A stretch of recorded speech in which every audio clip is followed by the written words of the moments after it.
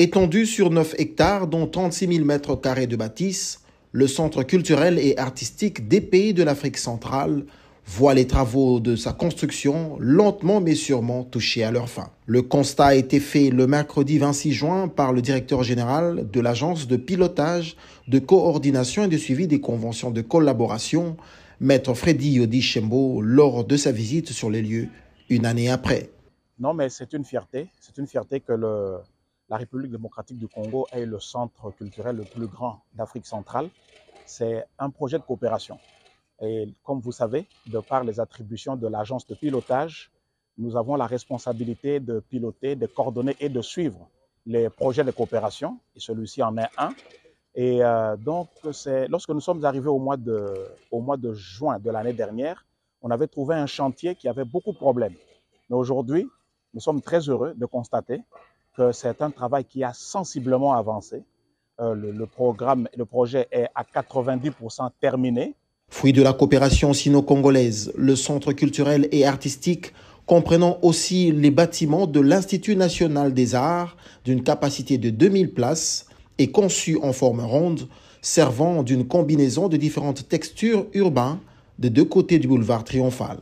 Une forme faisant écho au célèbre tambour d'Afrique et à une hutte ronde, avec des grands perrons au milieu de l'entrée du grand théâtre et un grand auvent dans sa partie supérieure pouvant être utilisé comme tribune pour les activités commémoratives à grande échelle, une disposition globale et une forme de façade en véritable harmonie avec le Palais du Peuple, situé en face. Maître Freddy Shembo a donc visité lors de cette descente les différentes salles de spectacle, les amphithéâtres, les salles de colloques, les salles de danse ainsi que le terrain de basketball en salle, ceux de volley et de handball. Lancé le 15 octobre 2019 par le président de la République Félix Antoine Tshisekedi Tshilombo pour une durée de 3 ans, les travaux de construction de cet imposant ouvrage au cœur de l'Afrique centrale auront connu un glissement suite entre autres à la pandémie de Covid-19.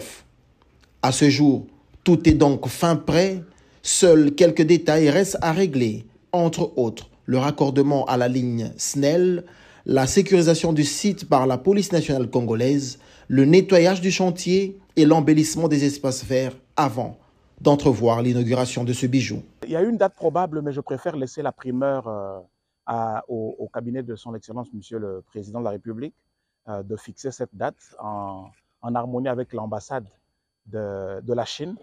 Quant à nous, nous trouvons vraiment que les travaux sont très, très avancés et que si tous ces problèmes de raccordement d'électricité et de sécurité sont résolus à l'allure où travaillent ceux qui sont ici, nous pensons que ça peut être réglé très rapidement.